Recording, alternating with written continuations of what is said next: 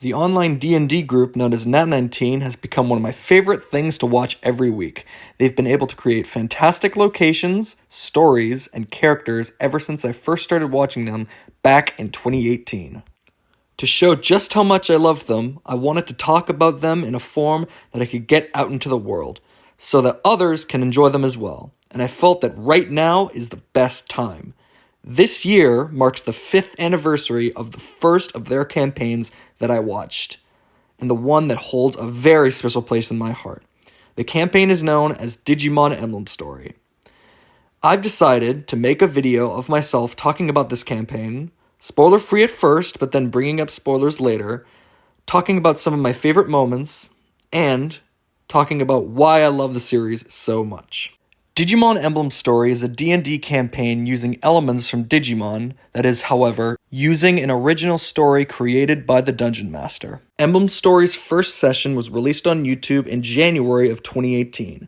The story follows a group of 8 kids that are transported into a combination of the human and digital worlds. The cast consists of Hunter Williams, played by Spencer Downs, Noelle Yusei, played by Cody Hewitt, Garfield Stein, played by Matthew Koch, also known as Izzy, Paige Humbleson, played by Carrie Johnston, Isaac Humbleson, played by Eric Embleton, Oliver Dodger, played by Aaron Parnell, Cherry Harley, played by Braden Alexander, and the NPC party member Raymond Petillier, played by the Dungeon Master Logan Laidlaw. I think it would be a good idea to give a little bit of info on each of our main characters. Hunter is a boy who was orphaned at a very young age, and has developed a distrust for those who he considers adults. His best friend is Paige, and he begrudgingly is friends with Garfield. While he would love to find his family, it's not really what's most important to him right now.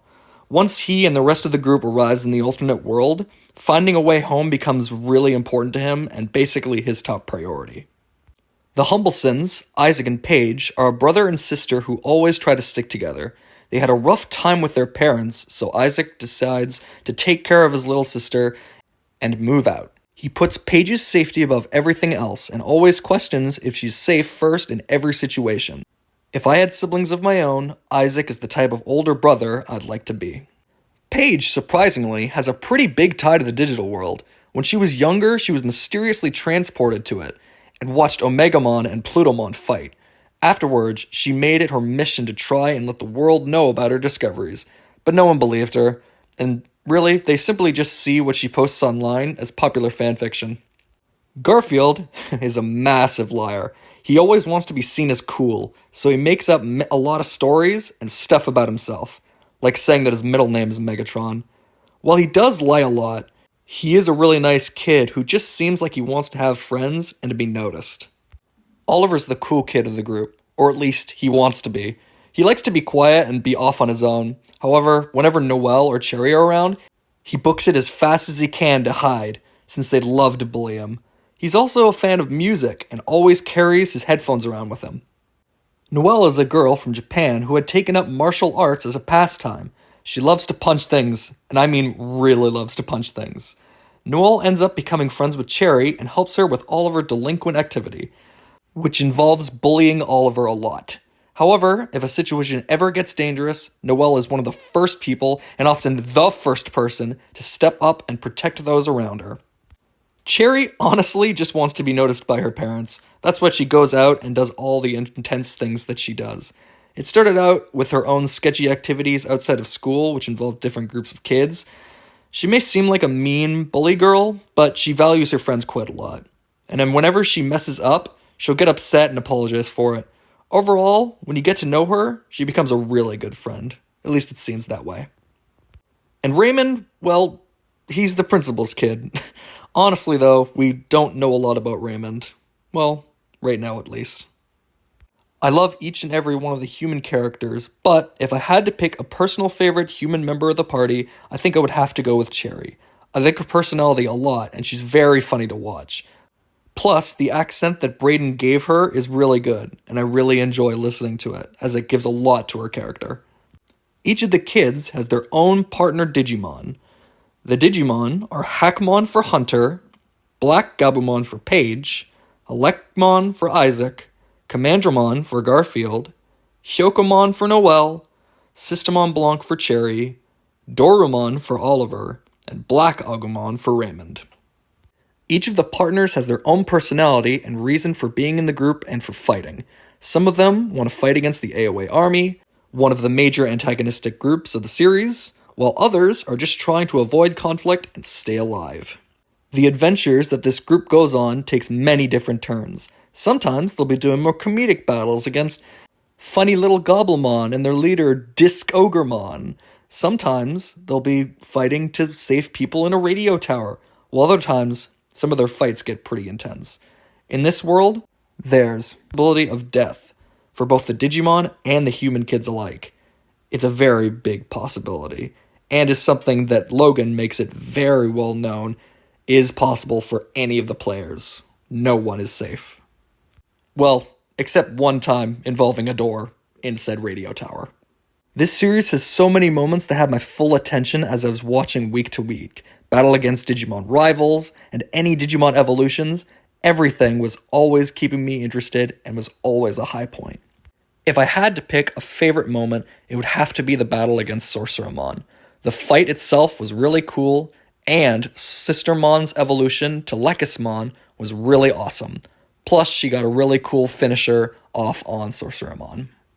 Another great but massive spoiler moment for Emblem Story was during the second last episode when a character had a major breakdown during the final moments of said episode, which led to probably my favorite performance from one of the people involved in Nat19 to this day.